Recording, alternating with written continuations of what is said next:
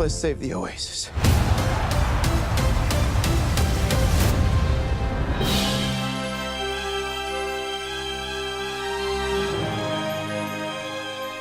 Greetings, everyone. Welcome to The Ride Back. And in this episode, I just got out of Ready Player One. Oh boy. Oh shit. My soda fell. Oh no. So I'm gonna hold on to it before it spills again. Anyway, so Ready Player One. Now, this was a movie I had really no expectations for because I have not read the book. So sorry to anyone who is kind of a book purist. But no, I didn't. I did not read the book. Not even the copy with the extremely long leg, the Amazon version. But this movie was just a lot of fun. Everything about this was just a lot of fun. I love the idea. I did really love the characters. Those were all very good. I liked all the characters. It was very interesting, and it really is like pop culture nostalgia, the movie. And I mean, literally, this is something that almost to the point where the story is secondary to everything else. It's like I almost feel like you're too busy trying to catch everything that's going on. But I really, really enjoyed it. I mean, I've heard some people have like it's not like it hasn't gotten like the craziest like high ratings and whatnot, but I really enjoyed it because it was just it was fun. And it's not just, of course, the references. I mean, that's a big part of it, but you know, the overall story was very entertaining as well. But let me go into, I don't want to do spoilers or anything because I never like to do spoilers on The Ride Back. I just like to give you my overall thoughts in general. I unfortunately do not know any of the actor or actresses' names in the film, except of course Simon Pegg. I recognize Simon Pegg instantly. But if we're going to break down the story itself, Ready Player One, if you don't know yet about what it's about, it's set in the future. I think it's 2045, and kind of a super nerdy, geeky programmer has developed a VR simulated world called the Oasis. And in the Oasis, you can, and a lot of gamers know this, you can pick an avatar and, you know, make you look however you want. So you've got people that look human. In fact, the two of the main characters look extremely human, with the exception of a couple of features. But you know, they look just a little different. But the point is that they've made the Oasis, and this is a place for gamers to escape from the reality of their world. And you know, they might not live in the best or the most lavish of conditions.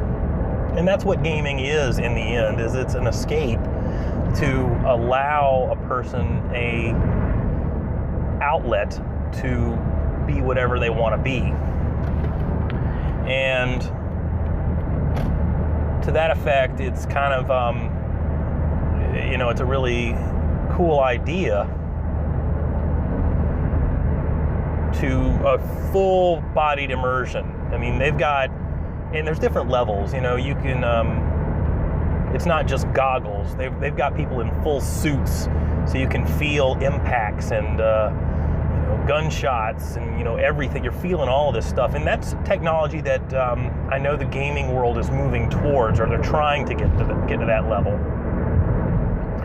And who knows, maybe one day, maybe this is going to be a real thing. Maybe Oasis could be a real thing in the future. I don't know how far the technology needs to go to make it happen, but I think it's very plausible that you could make this. But the main character is Wade Watts, who's known as Percival, and he, the main programmer of the world, the super geek, Holiday, he has created an Easter egg in Oasis, a secret treasure for someone to find. And after he died, he basically said, okay, whoever finds my 3 keys, he left 3 keys that leads them to the one Easter egg that he left behind. And it was and it's up to them to find specifically Percival to find the 3 keys and the Easter egg not to save Oasis, basically save it for, all the gamers who love it, and not let a corporation take it over, because they do reference that. If you're I've been gaming since I was little, and it's so sad to watch video games nowadays where they keep putting in these little microtransactions. I hate microtransactions. I know in most cases you don't have to buy this stuff and it's fine, but what they want to do, and this is with all of mobile gaming, where they're trying to make you watch ads, and that's something that they do reference in the thing. They want the corporations to basically run ads in your face. But if they get control of the Oasis, that corporation, if they win the controlling factor of the game or the company, then they'll do that. So yeah, that's the ultimate premise of the movie that they're trying to achieve. So now that I've gone over that, I'll just say that it's great. It really is a lot of fun. It's kind of like The Matrix meets pop culture. It's fantastic. Go see it. Is it worth the money? It definitely is.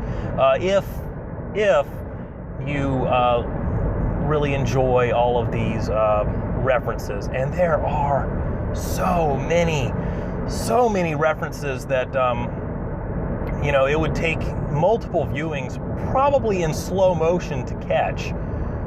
To name a few, there was Batman, there was Street Fighter, there was Back to the Future. I saw Adam West Batman. There was during a race, there's all these cars, and you see the Batmobile, you see, like I mentioned, the DeLorean from Back to the Future, you see a monster truck from Bigfoot, you see Kaneda's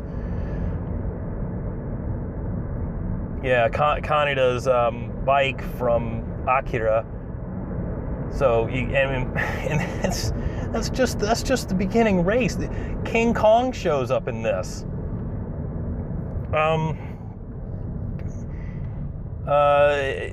We see the Iron Giant. We see Mobile Suit Gundam, the original one.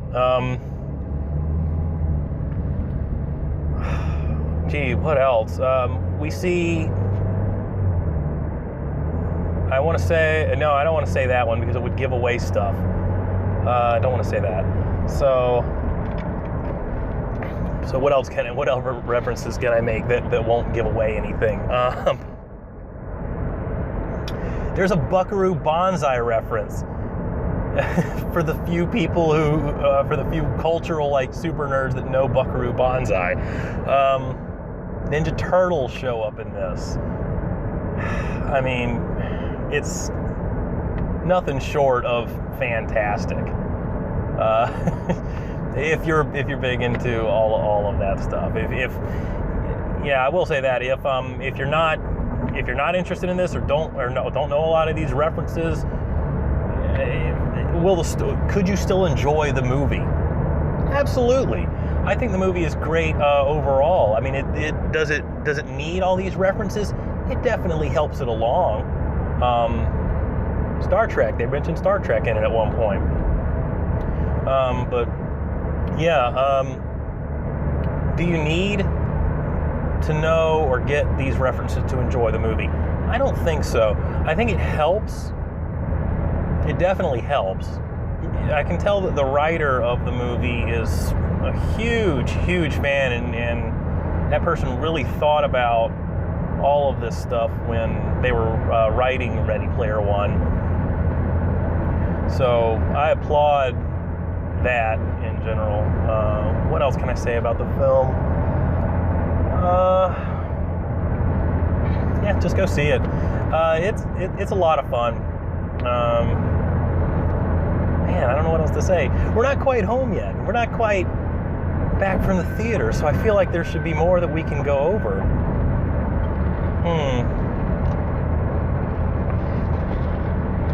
Oh, okay. So I like this. This was a cool. This was a cool thing. So, like I mentioned, the game, they all have like the avatars. So you have your avatars, and you can spend all this time leveling up this avatar. And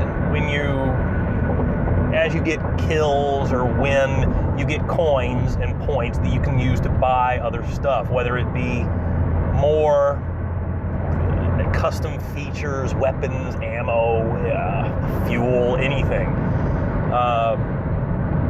So what they would do is, as you're achieving those things, coins will be spilling out.